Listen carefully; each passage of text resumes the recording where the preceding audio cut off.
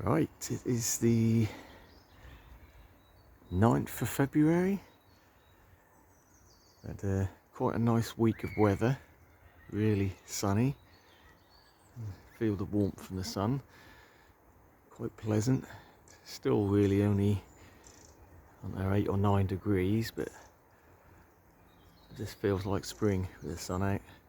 We have had a couple of frosty nights, but last night was clear and no frost, so I've walked around and, you know, it's still early days, it's not spring yet, but there's a couple of signs of spring coming.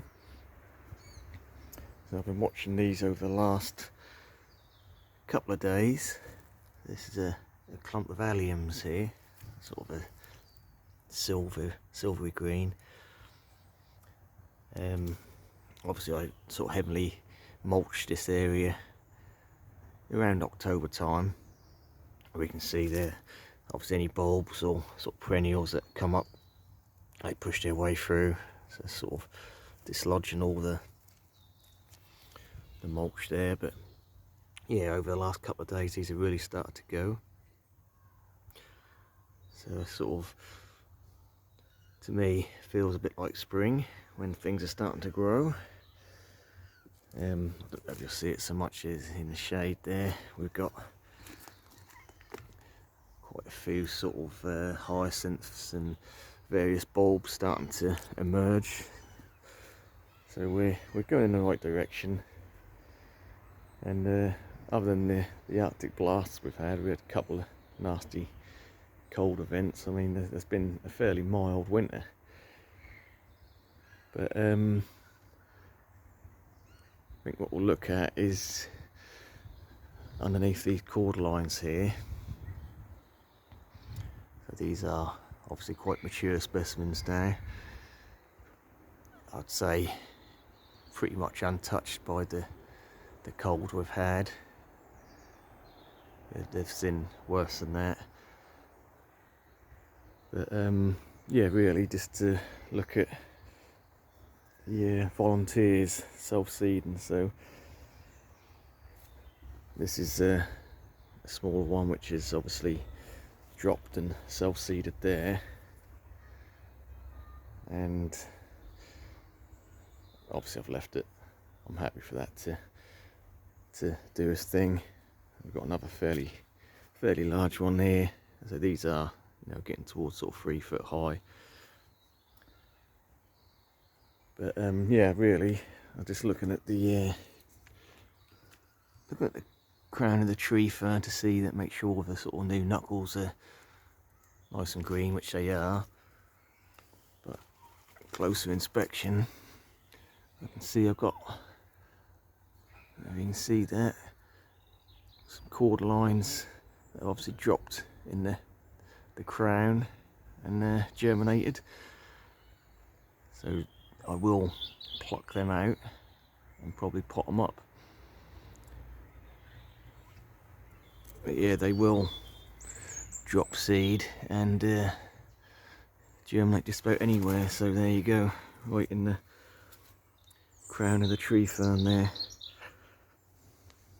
And I did actually pull one up here, so let's have a look.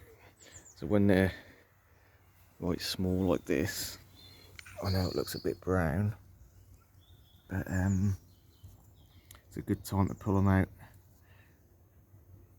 because they've only got a couple of small roots on them. And yeah, you're not going to damage them too much and disturb them too much before they get rooted in. If you do have any that sort of pop up in the wrong place, I mean, the thing is, if it's in grass, you're not going to see it because it does look very similar to the grass. But they generally, they can be anything sort of from brown to bright green. They do vary a bit. Obviously, they will all turn green eventually from the parent plant. But yeah, if we can pluck them out, nice little roots on them, and we'll pot that up and grow that on for a few years and decide what to do with it then.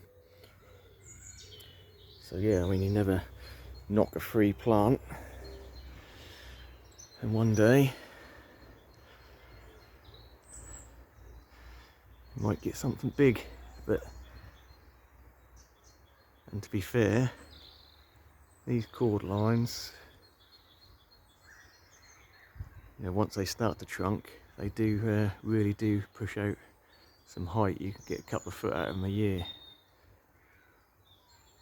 And obviously with the right water and fertiliser, I mean, I don't do anything to these now, they're self-sufficient, but as they were growing, I was cleaning out the pond filters, and I used to chuck all the sort of nutrient rich water on them, and yeah, that does a bit of natural sort of organic fertiliser, really does push them.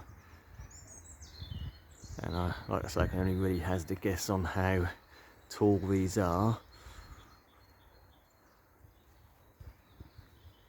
but if I stand against the trunk here, I'm going to say my hand is 6 foot. Yeah, they're quite large. We're looking at least 16, 18 foot. So yeah, they've done well. They've been hardy. I mean, I know with the Arctic blast we've had, a lot of people have had theirs collapse, but they can be quite tough. I mean, I have got a couple of dead heads on some of these which have probably succumbed to frosts or disease, or maybe just pigeons in there pecking at the seeds and damaging the heads, whatever, I don't know. But in general, when they start to divide and go multi-headed, it doesn't matter if you lose one or two, because they'll just keep on dividing. And interestingly, this I'd say it's the largest head, which is sort of halfway down the trunk. That only emerged not last year, the year before. Sort of a little tiny sprout out the side, and yeah, from that got another huge head, which I don't mind. That looks quite nice. I mean, I've got plenty of trunk there anyway, and that just adds a nice mid-level bit of interest. Yeah, so stick with it, don't lose your enthusiasm. Spring is on the way. I know we've still got a good month or so of winter, and to be fair, we really haven't had any sort of bad storms or really strong winds. I'm not going to count it out yet. I mean, we never know what's around the corner next week or two, but I think once we hit March, which we're only 3 weeks off now, I like to call March spring, and we'll start getting a bit more active and start doing some stuff in the garden. Right, thanks for watching.